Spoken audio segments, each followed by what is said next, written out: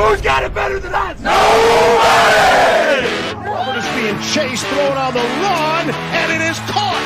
Touchdown, Keenan Allen. What a great... My goal is not to break you. My goal is to make you harder to break. Comes back, number 6. Huge sack by Joey Bosa. Touchdown! 90-yard touchdown! Off at the 8-yard line by Derwin James. Sets his speed, takes a shot downfield, has Knighton. Caught! Touchdown! Chargers! Grab your lunch boxes and go attack this game with an enthusiasm unknown to mankind.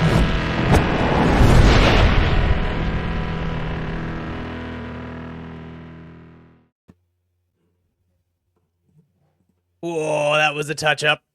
Chargers blown out of SoFi, 40-17 against a firing Tampa Bay. Jesse Minter has the interrogation lamp turned on him as the defense concedes over 500 total yards. Herbert under an injury cloud again, leading into the game. Sacked and had it pulled back, that foot of his pulled back. Oh, it may be interesting to watch over the short break heading into Thursday Night Football. The streak is over as well. 357 consecutive passes without an interception ends. And look, maybe we do, maybe we don't want to blame QJ, but he had to be right there, didn't he? Here to break it all down for you, I'm Andy. I'm with Jack and Al. Welcome to the Thunder Down Under Chargers podcast. Riding through a tough day at the office. Jack, mate, I got a question for you straight off the bat. Is there concern for this Chargers offense making it to the playoffs from here on out? Oh, as in like the team make it to the playoffs, or if we make the playoffs, are we actually going to win? No. That's a genuine concern, is this postseason threat, but actually making it there.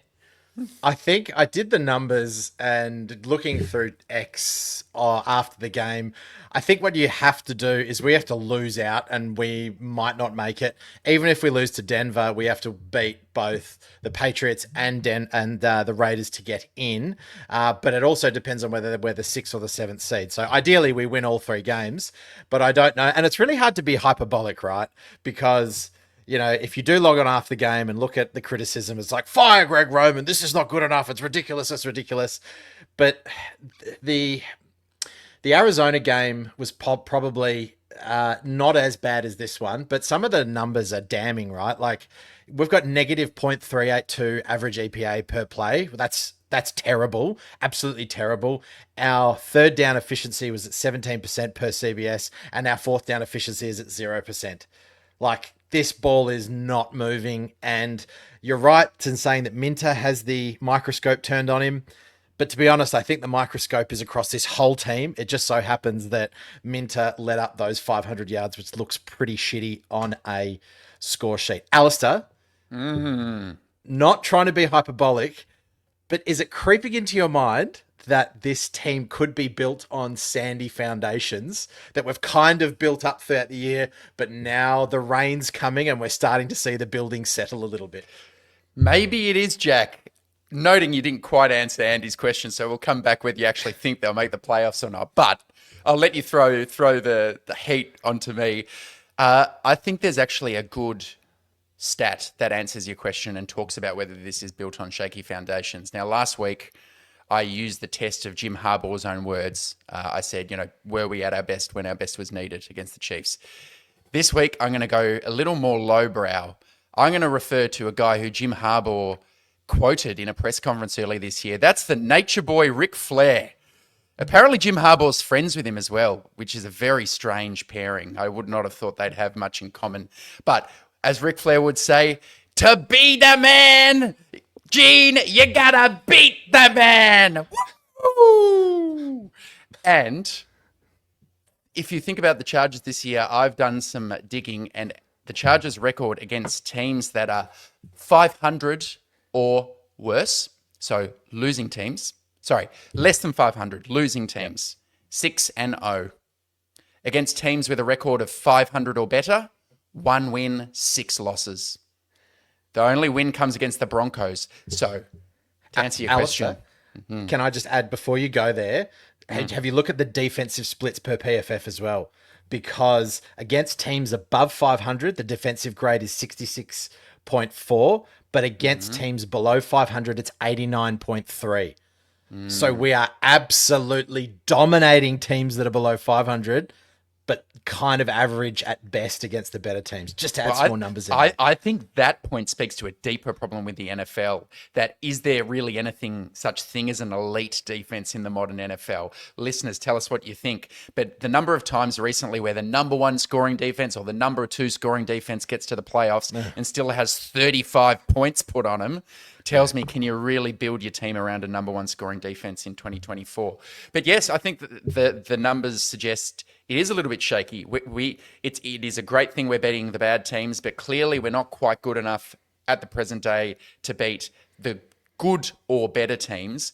But Andy, I'll give you a chance to jump in. When I speak to you about those numbers, a record of 1-6 with their only win coming against the Broncos being a better than 500 team, how do you feel about that? Like, what comes to mind for you when I go through those numbers against good and bad teams? I mean, it's nice to win games. Couldn't do that last year. Didn't matter who we were playing against. The eternal optimist. A very optimistic look at it. It sort of feels right. It feels like it's kind of a true indicator of where we are as a team. And I think that's what backed my question to you, Jack. Like, we're talking about what will happen to this team once it comes into the playoffs. Well, by that metric, we've got less than a 15% chance of winning a wild card game playing against a team that's with a winning record. So we've just shown against good opposition, unable to sort of beat a flaky Chiefs team, get completely exposed and have 40 points put on us against Tampa Bay, Baker Mayfield. Wild. So we're not playing consistent across the board enough to be up there with the best teams. So I think it's a pretty good indicator of where we are.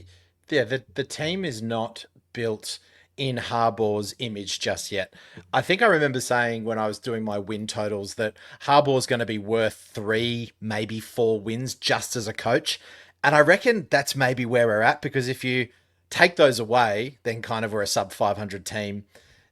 It just doesn't feel like a playoff worthy roster.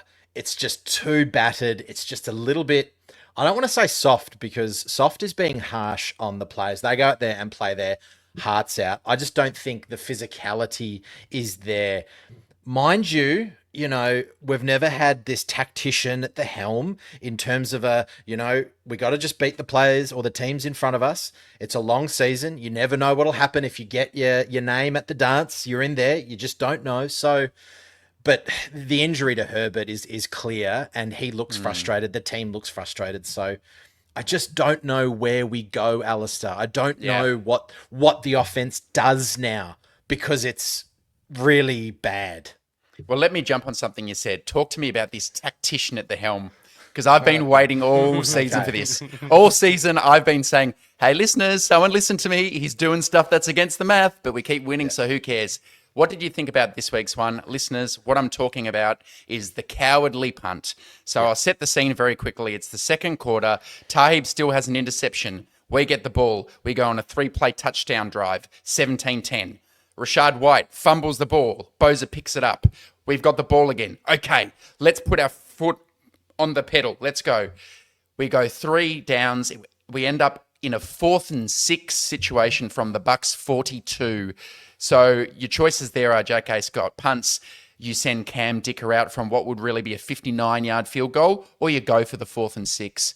Well, he punts it. J.K. Scott screws up the punt, touchback. Bucs get the ball. Momentum gone. What did you think about that moment? For me, I honestly thought with the play call and decision that Justin Herbert made to throw short of the sticks, and I'm going, okay, we're going to go for it here clearly, because he's made a quick read, and it's what was it? It was a 5-6 yard gainer. Stone Smart across the middle. You go, okay, we're going for it, and then I'm just going, what? I cannot remember, Alistair, a point in a game where everything just goes back to that. What do you call a point where it's a Crossroad. I don't know, like a crossroad, or like a really key point to go. Turning point, inflection point. Inflection point. That's what I'm looking for. Thank you. Is that goes away. there was no feel for the game absolutely no feel for the game. And you know that the quarterback sitting opposite you is such a streaky player, and he's throwing a pick. There's been a fumble. Just step on the throat and go for it. I really hated it, actually, Andy. Did you? Yeah. How did you feel about it? I always just kept going back to that moment, being like, "Up, if that didn't happen, we wouldn't be here. Up, if that didn't happen, we wouldn't be here." Yeah, well, I mean, having that conservative mindset's one thing. Then going for the delay of game to give yourself 5 extra yards, and then having your bluff called, and they go decline. You can kick it from there. That's what you're going to do. And lo and behold, just hoofs it into the end zone. Really deflating. You could see it unwinding from that moment. The momentum never scored again. Nah. And we let them go down the field, score a field goal, and sure, we still had the scoreline in our favors. But then we spoke offline, Jack. Coming out of halftime, just looked flat all over the shop, and yeah, look, it was pretty dreadful from there. Having another 27 points scored against us in that second half was brutal to watch. 500 yards against is one thing, but part of me thinks that a bit of it falls on the offense, because they've got possession of the ball for 36 and a half minutes, or close to 37 minutes. And I think, like, if you've got the ball that much, 500 yards is, and defense isn't playing well. It was one of those weeks where we really needed defense to do more than provide us with 2 early turnovers and good field position for us to score. They just simply couldn't hold on to Evans, Irving, you name it. Really struggled to be able to get off the field. So that was a really flat point. Well, let's do a check-in, Andy. I'll ask you about Greg Roman. We've discussed him almost every week, and our views have kind of evolved, moved with changing facts.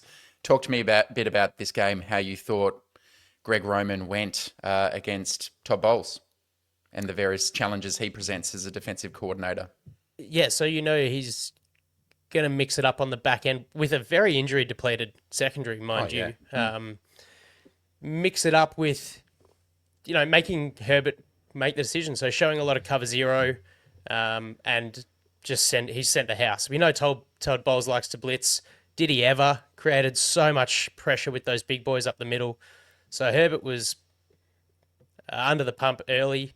There was a sack, Dean, I think it was. Oh no, Levante David, where he actually just ankle locked him, and that was probably the worst thing he could have had happen to that injured ankle. So yeah, he went unblocked straight up the middle. Postman's looking to the left. Pipkins is looking to the right. No one picked up a linebacker. Yep, absolutely smashed. The big thing for me about Roman was knowing that you're going into the game with an injured Herbert. Why aren't you creating a game plan that suits that? Why are we running the ball 11 times? Why is he falling back into 5-7-step drops, having to launch the ball down the field? Because early on, running the RPOs, we had some nice little connections over the middle.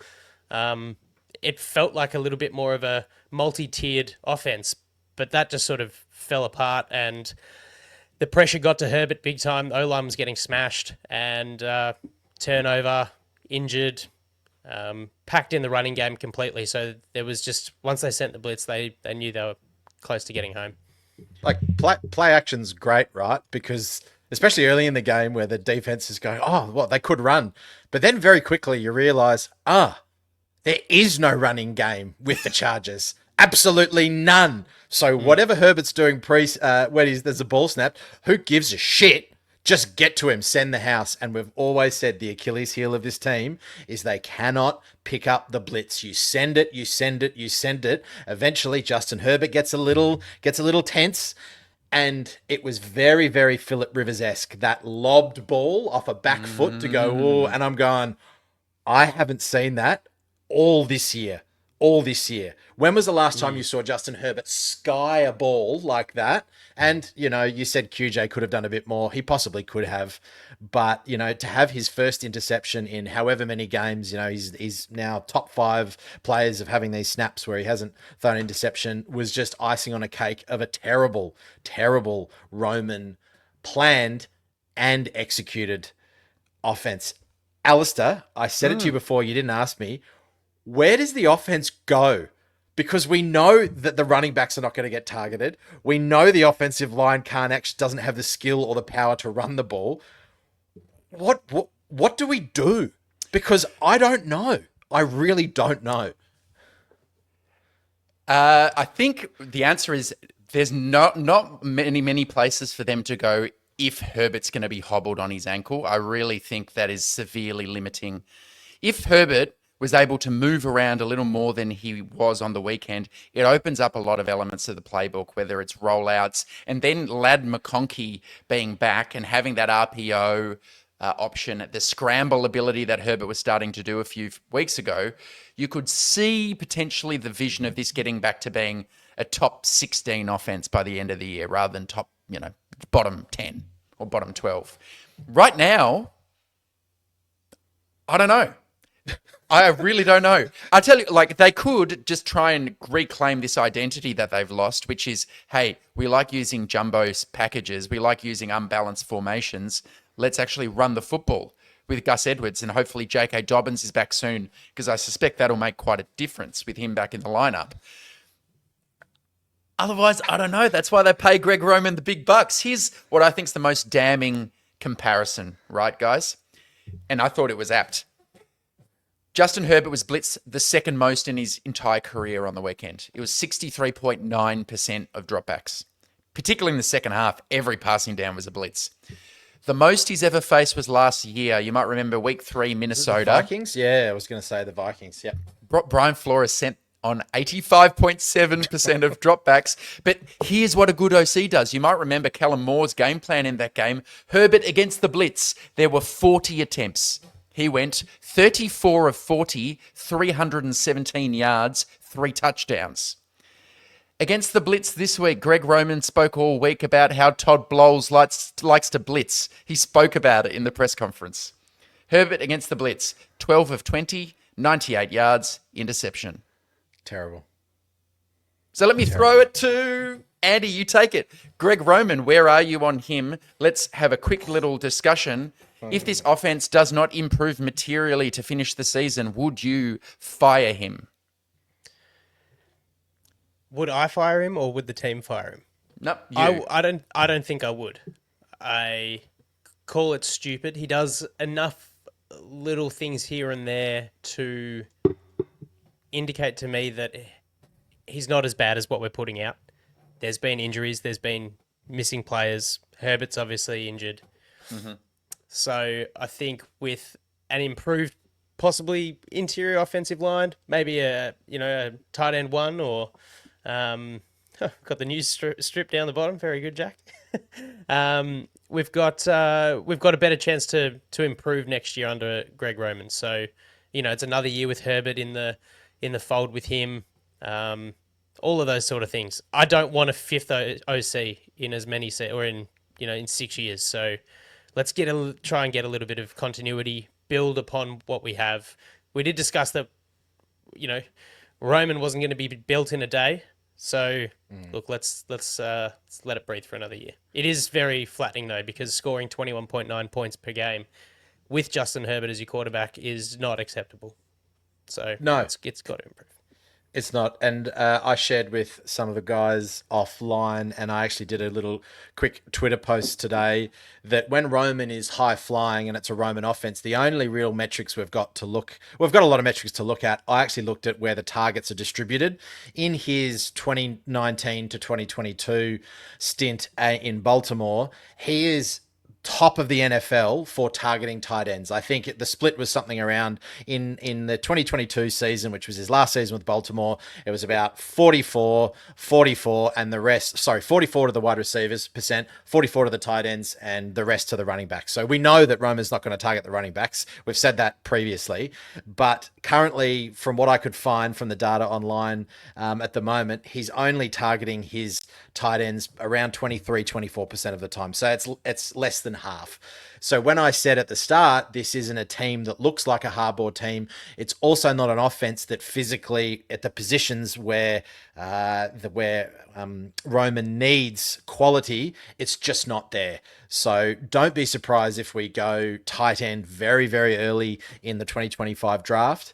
I wouldn't fire him either, Andy. I think that's just silly, because who are you going to get? You're not going to get a top 5 guy come and work for you. It's going to be another person who hasn't worked with Harbaugh before. But the big question, and I've asked this as well, Alistair, do you think Jim Harbaugh will put winning over friendship when it comes to making that call? If it is really his call to make, because it's kind of Ortiz's call. But what do you think? Or have we lost Alistair again? I think we may have. We did speak about that a little bit last week, and it's an interesting question to make because it's obviously a lengthy friendship, professional relationship, all those sort of things. And Harbaugh strikes me as the guy that is just blinded by his directional belief, I guess. So if he sees it, he'll go at it until who knows what the failure is. But I think he'd struggle to fire his mate Greg. But you kind of have to be, right? You have to, like, to be a head coach, you have to have this mindset of like, I guess I'm right. I'm going to go for it. Alistair, I'm interested to hear your opinion. Do you think that Harbaugh, that's okay. Harbaugh would put winning over friendship or friendship over winning with Roman? Because that's a very interesting kind of dynamic. We had it with Staley and Lombardi, obviously. So, and Staley made the hard call, or Tom made the hard call there. So what do you think? I just don't think he'll do it after one season. I think there are too many potential excuses where they'll say, hey, we don't have a wide receiver 1, we don't have an interior line, we don't have a tight end 1, where are the running backs? This was a rebuild year, we're actually ahead of schedule, trust the plan. I don't necessarily disagree with that as well, I've got to say. I mean, I'm sympathetic to the view that it does take time to build things, and Roman has deficiencies, and he also has some strengths. High average depth of target, high yards per attempt. Traditionally, he's had a very strong running game. He does use mobile quarterbacks well. So I think with a better roster around him, is he a great OC? Probably not. But I could see us competing in playoff games, just like he did with the 49ers. They made a Super Bowl, remember? And with the Ravens for all those years, especially with a quarterback like Justin Herbert. So I know we're beating around the bush a bit. It's difficult to answer the question without knowing who the replacement candidate is, right? Because if it's another young guy, you run the risk of losing that person to be a head coach after 1 or 2 seasons again. And then it's another OC for Herbert. So I think Roman's age actually kind of works in his favor here. He probably is not a guy a lot of teams will be looking to poach as a head coach. And if things go well, you've got a Steve Spagnuolo-esque, really experienced coordinator who can be there forever. So I think we've gone around on Greg Roman. Do we want to... I know there weren't many positive things to touch upon on the offense. I was just going to throw one out there. Been hypercritical of Quentin Johnston at different points this season. I love that game from him. I love the way he was used. The touchdown was fantastic. He looked locked in, and he looked dynamic. Apart from that, what else? What other positives are there, Andy? Do you got anything else from the offense before we flip to the other side? Yeah, gee, man. Even Ladd was dropping balls, wasn't he? I don't know. You'd say Stone Smart was good, had a fumble late in the game, and let's be fair, we were not really watching once Heineke came in. You'd already gone home, packed it in. That's fair. I don't know. Off the top of my head, I don't think there was much that was really positive or enlightening on the offense. It looked good on script at the start of the game, and then I don't know. It just fell apart and wasn't. Love it. No bueno. Yeah.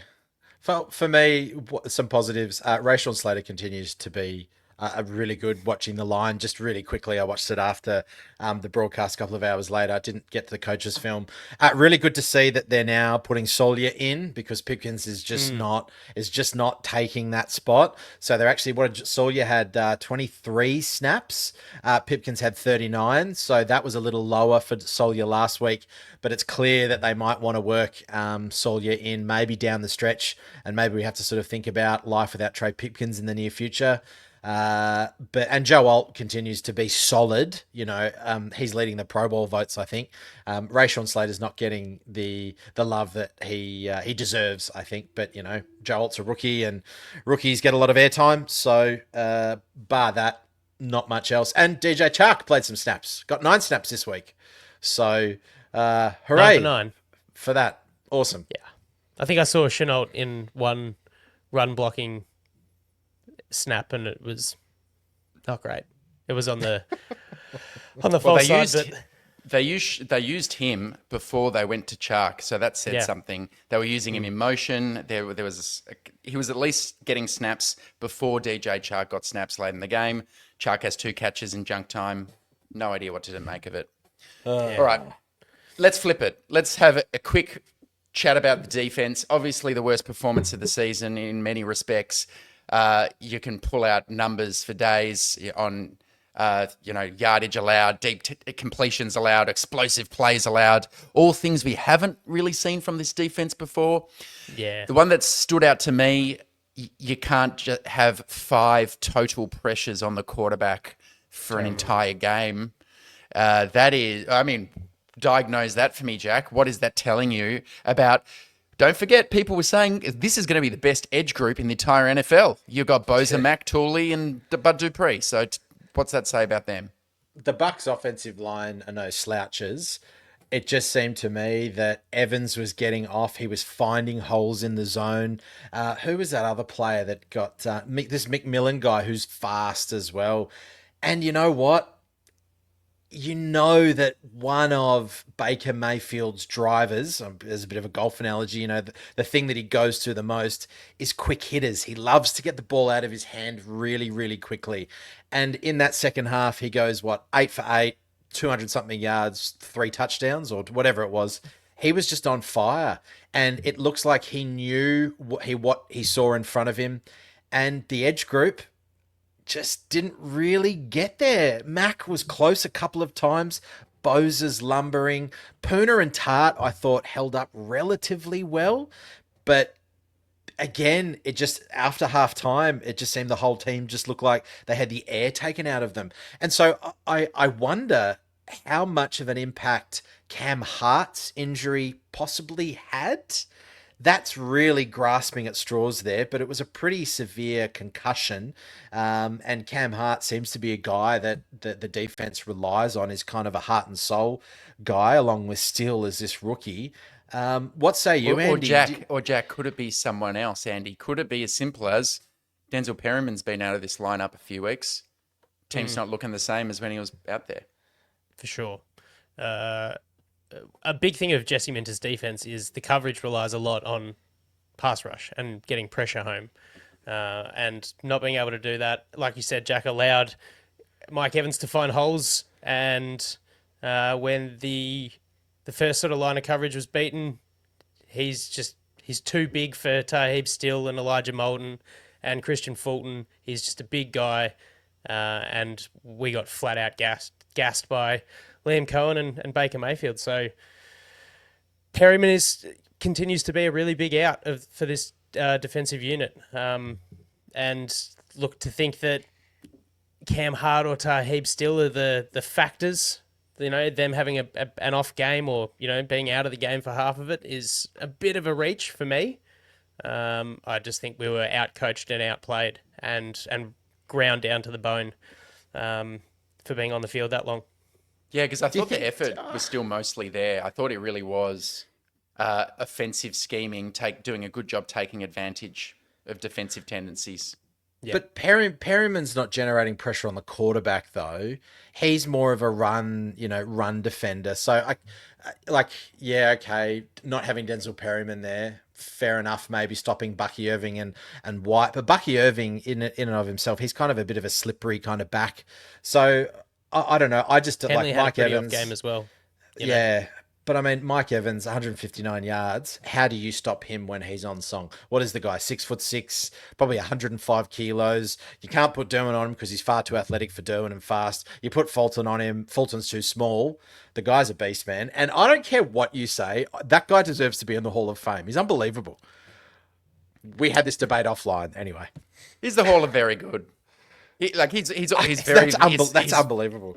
He's very, very good. At any stage has he been a top wide receiver in the NFL at any point of his career? Yes, he has. He's been top 5 most of his career. Show me the year, and we'll look at the other wide receivers, and he would not have been a top 5. Yeah, but receiver. you have to. But you have to the value question is, like, consistency. that's it. 1,000 yards every I year. do value consistency. I think he'll probably get in. But when I think of the great wide receivers I've watched play, Mike Evans is not even in my mind.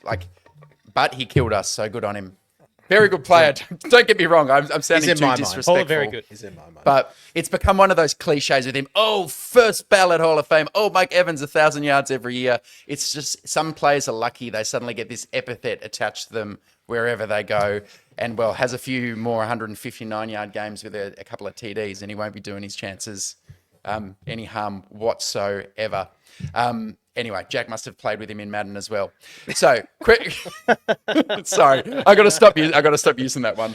I want to talk. What do I want to talk about? I want to talk about Joey Bosa. That's what I want to talk about, Jack, because you mentioned him before. Yeah. Is this his last year as a Charger now? Is it just obvious that this is coming to an end? Because, okay, simple as that. Because he's tied for the league lead with 5 offsides, neutral zone penalties.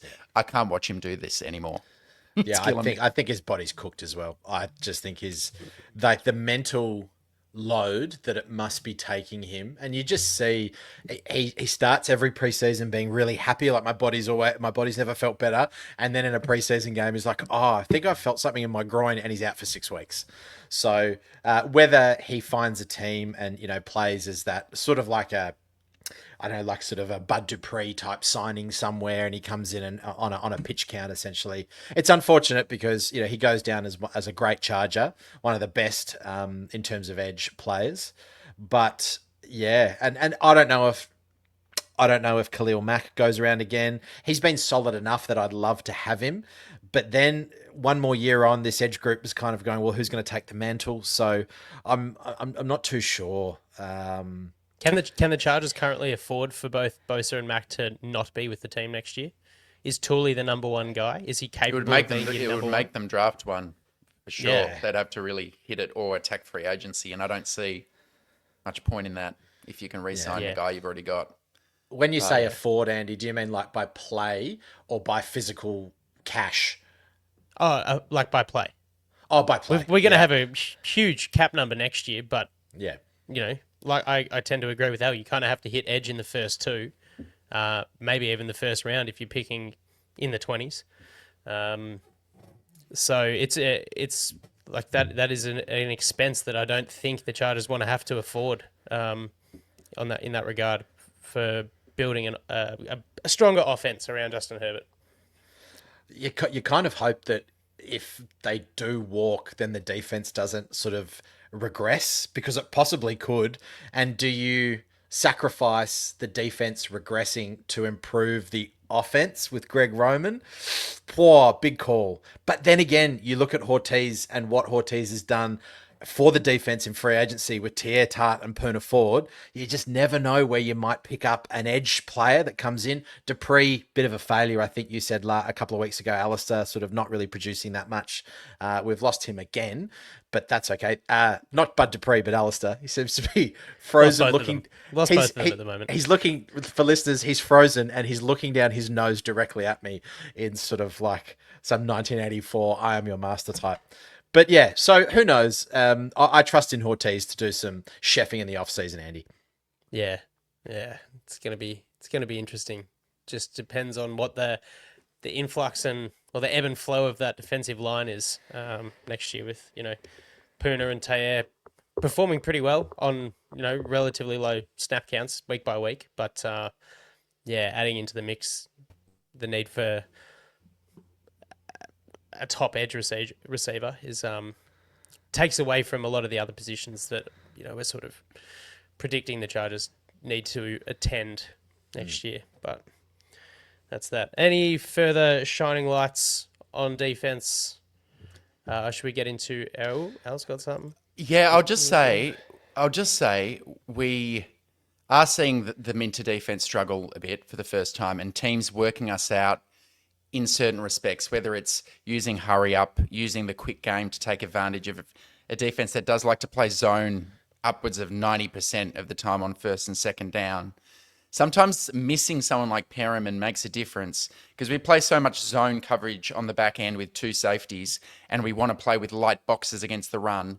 When that doesn't work and the opposition starts to be able to run the ball on us, it can kind of snowball. And I think that's what started happening. We couldn't stop the run, and then they took advantage with play action, and on it went, Jack. Alice, so what was the blitz rate from the Chargers? Did you have those numbers at handy? It's I hard to remember, off the find. top of my head, it was something like 30%. It was not unusually high.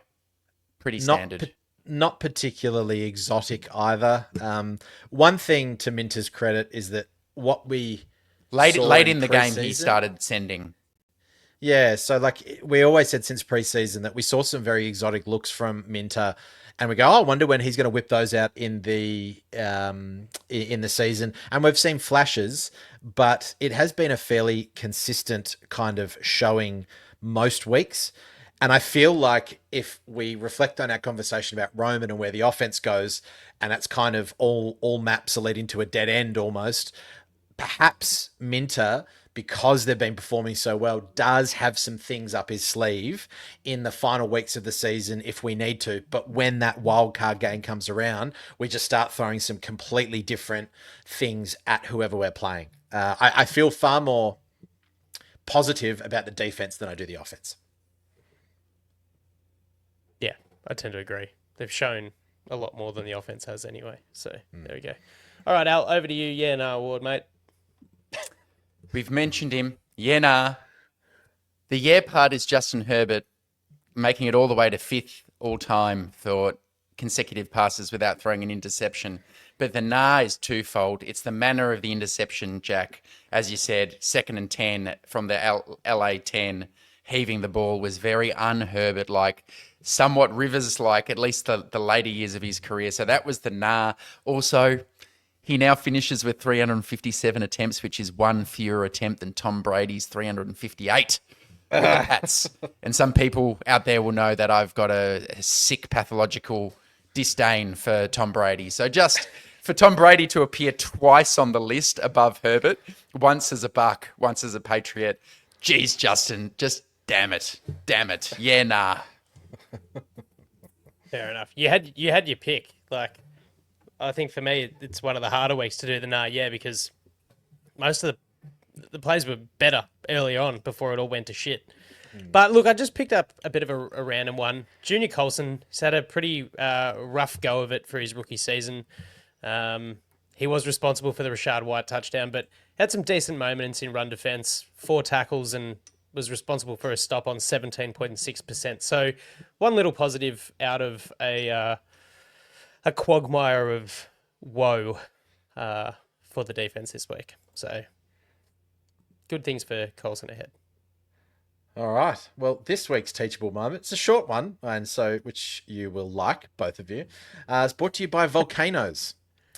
In 1815, the eruption of Mount Tambora seemed like just another volcanic event, but its ash cloud spread across the globe, blocking sunlight and triggering the infamous year without a summer, or poverty year, and my favourite moniker for this event, 1800 and froze to death.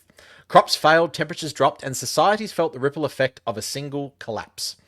The Chargers 0 for 6 on 3rd downs, I think that's incorrect, but I'll leave it, and 0 for 2 on 4th downs are their own version of Mount Tambora exploding. Isolated failures on key plays that darkened the entire game, leading to a stalled drive, overexposed defenses, and an offense frozen under pressure. But just as societies adapted and innovated in the aftermath of Tambora, the Chargers have the talent to rebuild. Maybe not this year, but next year. With better structure and execution in critical moments, they can turn these small collapses into opportunities for growth and stability. but we just have to wait and see this Thursday in Denver. Class dismissed. Nice one. And on to Denver we go. Week 16 up against the Broncos. Got away with one a little bit off the back of 3 relatively early Bo Nix interceptions. It was just craziness for the Colts to be leading and do what they were doing. So there was the drop TD run by Jonathan Taylor that wound up in a touchback. The trick play lateral to Adonai Mitchell, who then took the better half of a quarter to throw the ball straight back to Nick Bonito for a pick 6. 4 total turnovers, an inability to get out of their own way. Broncos charged back, and in the fourth quarter, stormed over Indy 31-13 and leapfrogging the Chargers into 6th seed. Pat Surtain, notably, was helped off the ground late in the 4th. He's been listed as a full participant at practice, though, so I don't know if he will even miss. We'll just have to wait and see. But John Franklin Myers, DJ Jones, Jaleel McLaughlin join Riley Moss as pretty big question marks heading into the short break. On the Chargers front of things, Fulton, Herbert and Perryman all limited. QJ, Molden, Obonia and Will Dissly did not practice. But interesting to note that Zion Johnson, who we saw get rolled up on during the Bucs game, was not listed at all. So that would be good because we can move straight into this. Rather than going through the game and how do we expect it to unfold, let's just have a bit of a chat about things that we want to be keeping a close eye on. Just really interested to see kind of change or stay the same. So, Jack, take us away. So I interpreted this as what I'm looking for from Denver.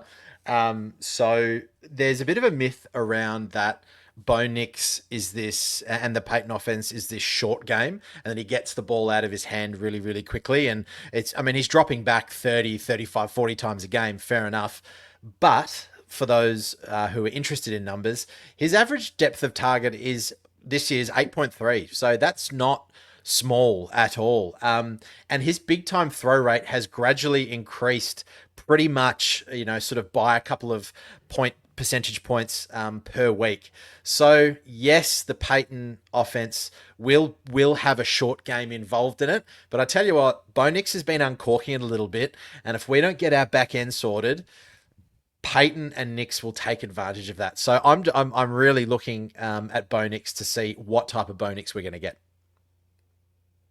Let me build on that, Jack, because look, Nix has been playing pretty terribly the last 2 weeks, but before then he's been a huge success story this season.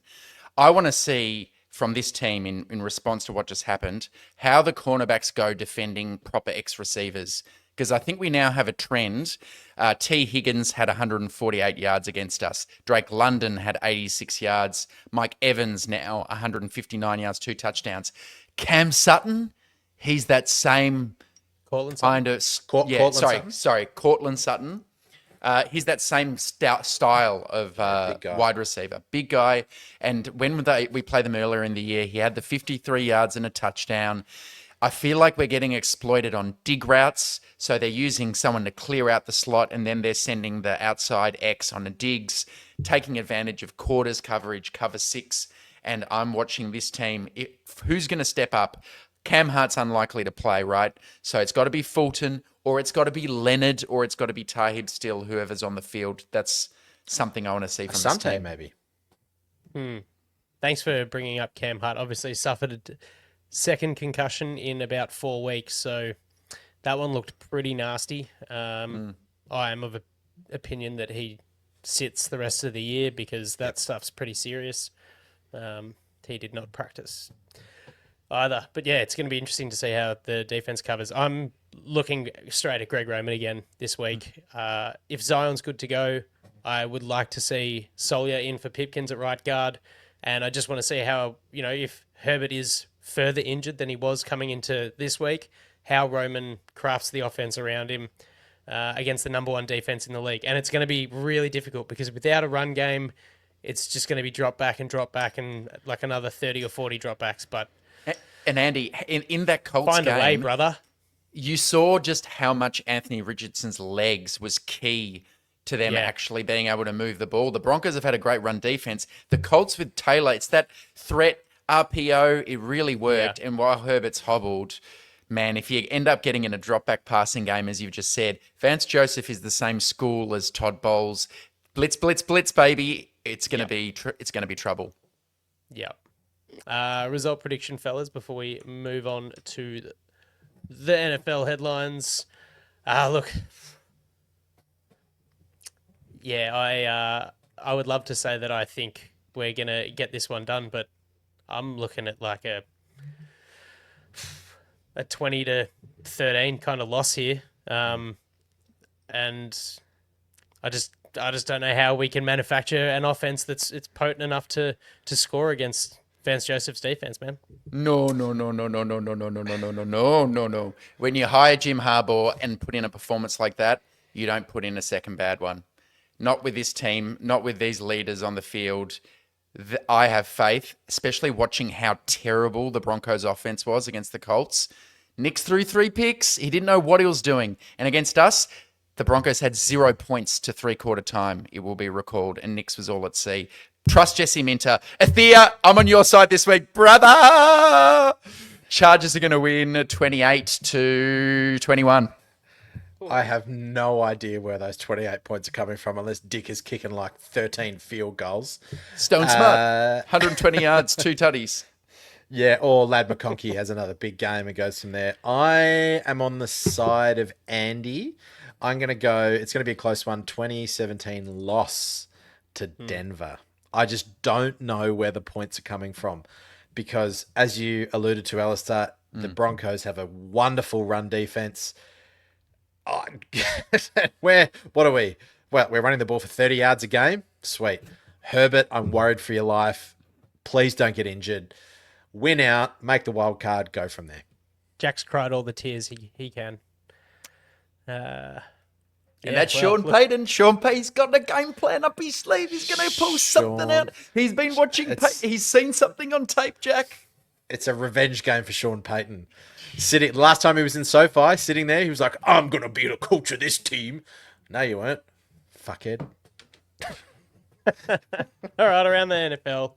Right. I think there's a very good chance we could have seen the Super Bowl preview when the Bills headed to Detroit, 48-42 scoreline. The play involved is exciting as it comes, but at what cost for this Lions team? Now boasting an IR list of 22 strong. Carlton Davis, Alim McNeil, who looks like he's done his ACL, Khalil Dorsey was carted off, and David Montgomery with potentially a season-ending MCL sprain. Could this be? Ending, I think. Yeah. Could this, end the run for the Lions, who I've called it the Motor City Measles that have taken over this team? Is it going to be too much for their quest to lift their first Lombardi? Because the Eagles are coming into some really good form, and man, there's only so much the hard-nosed Dan Campbell can cover. God, how can poor Jared Goff, right? What does he throw for 400-something yards, 5 touchdowns, no picks, 494, and still loses? Incredibly, earlier this year he threw 5 interceptions and they won. So he's a bit of that kind of scorigami operator. Yeah. Well, I hope they make it. I think they're a wonderful, wonderful team and franchise. Love Dan Campbell. My headline. Jack, let me jump in because mine is actually linked to the same game, so I'll build on it. In case listeners think that I'm always the go for it aggressive guy, there does come a certain point where it can go too far. And I feel like Dan Campbell reached that point. So PFF does a 4th down bot that's actually very aggressive as a bot. It really is telling people to go for it. Apparently all season, Dan Campbell has been 26% more aggressive than the PFF 4th down bot. So when the PFF bot says punt, he's like, go for it. And in this game, of course, the score was 38-28 after a Lions touchdown. And Campbell, with 12 minutes remaining, decides to go for an onside kick, which under the new rules must be declared. Correct. Yeah. I think you forgot that one. What the fuck are you doing? The success rate on onside kicks is 3 of 41 this year. So the Bills watched it and Matt Collins picked it up and went for 38 yards, and the Bills scored on the next play. So I'm all for aggression, Dan, but that is not knowing your maths. That's just being foolhardy. That's just going, yep, go for it. Yeah. And that works well on Madden, not when you're trying to win a Super Bowl. It worked well for him last week, didn't it? Going for that play at the end there against the Packers, but that is not true. so much this week. It's almost like he sort of forgot that you had to declare as part of the new rules. You Yeah. know, he probably had one too many big coffees that day, perhaps. Yeah, just like how Dicker forgot that you got to kick it past the 20 last week. Or he thinks that little of Aaron Glenn. Either way, Yeah. it's not. Either way, yeah. God. Sorry, Jack. You Yeah, off, my mate. one is actually from the game today. I watched the Vikings versus the Bears. Here we go. And I'm not going where you think I am, Alistair. Everyone knows, if you listen to this podcast long enough, not a fan of Caleb Williams. I'm not going there, actually. I'm going across the field, and I'm going to look at Coach of the Year, because I think it should be Coach O'Connell of the Year. Kevin O'Connell, after losing Kirk Cousins, obviously Kirk Cousins tore his Achilles, but, you know, then luck of the draw says your first round draft pick and JJ McCarthy goes down and is out for the year, and you go, far out. What am I going to do here? Bring in Darnold, and he's been completely revitalized. Didn't have a great game today, but the guy's slinging it, and there is no doubt that Kevin O'Connell, with all these barriers to them, what are they now, 12-2? Incredible. Kevin O'Connell, you're the man. They're going to be a little bit frisky. I don't think Sam Darnold has the talent to actually make any noise in the playoffs, but geez, there's Aaron Jones, you got your Justin Jefferson, your Jordan Addison. Wouldn't he be really nice right about now? Whoa, sorry, I just lost my mind there. But no, Kevin O'Connell. And popped an eyeball. Popped a puffer valve. Yeah, Kevin O'Connell, Coach of the Year. That's what I'm looking at. I thought it was going to be Harbaugh, but no. Good call. Especially with what happened to that secondary heading into the season. Yeah. Yeah. In all kinds of ways, bad news. But yeah, very impressive to be 12-2. So Andy's ended us off with a high there. Anyway. It's just impressive what that organisation's done. All right, well, yeah, on that note, that'll probably do us this week. We've got a quick turnaround, so expect the show around next weekend sometime. And look, we've tipped 2-1 for the Broncos to win. Let's hope it's the other way, because it is a big swing game as far as the Come on, conference, Chargers. Come on. the seeding goes for the playoffs. So fingers crossed. Have a good week, guys. See you next time on Thunder Down Under. Arigato, Mr.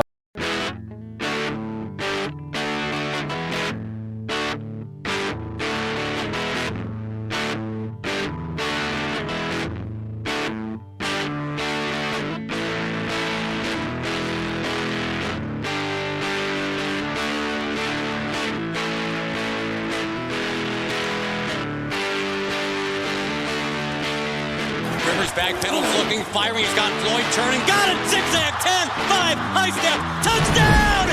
San Diego!